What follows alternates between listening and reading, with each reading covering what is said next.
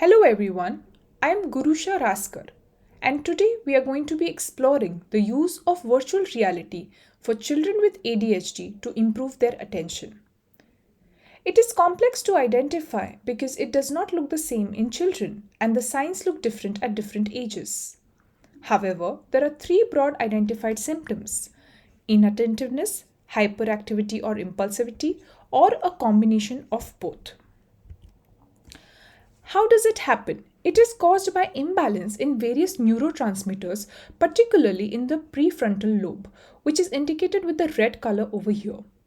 Now, the disorder transpires in the prefrontal cortex, which is responsible for regulating our thoughts, actions, and emotions. One of the primary methods of treatment is through medications. And interestingly, there's an incorrect norm that believes children with ADHD have so much energy, so the dopamine must be high. But on the contrary, the dopamine is low and needs to be adjusted to balance and regulate as per standard response. Other alternative treatments require more than one intervention. With current treatment methods, treating ADHD can get very expensive, can cost time and resources. Now, in terms of VR, have you ever wondered what it feels like to be in space? Or you could be in the past hanging out with Albert Einstein. With virtual reality, anything is possible because it's an artificially stimulated, immersive environment.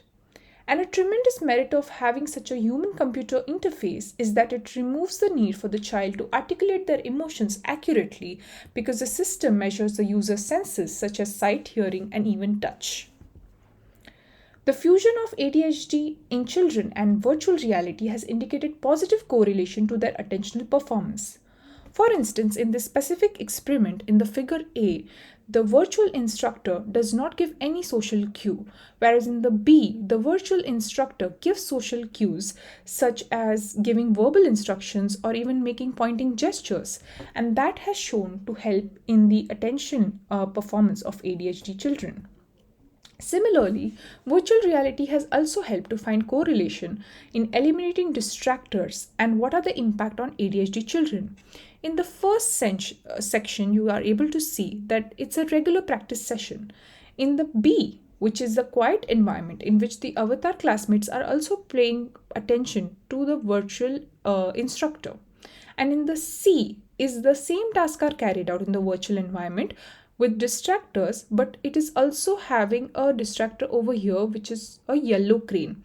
And it is consisting like an auditory or a visual stimuli. So, contrary to the popular belief that distractors are counterproductive for students, this virtual reality experiments shows evidence of better performance in a distracting environment.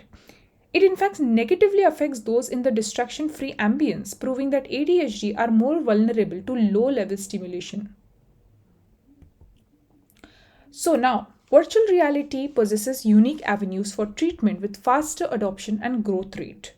Ironically, using gadgets is said to be the onus of distraction, but if used with balance, can effectively be an antidote for children with ADHD, enabling them to perform efficiently and effectively.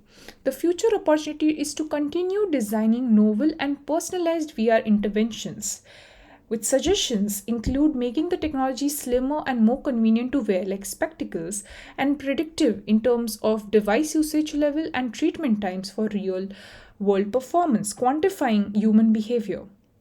Another suggestion is of a globally open source technology which can help children with different needs access this kind of technology. For instance, say a child is sitting in the remotest location in Africa or anywhere in the world, and they can use this treatment pragmatically and seamlessly. What I have learned is that people with ADHD have neurological differences that can present different strengths and challenges. There is this transferal between enjoying an activity in the digital space to then building skills and applying to the real world. And if VR can build on that, then we can take the engagement to new levels of learnings and open up the world.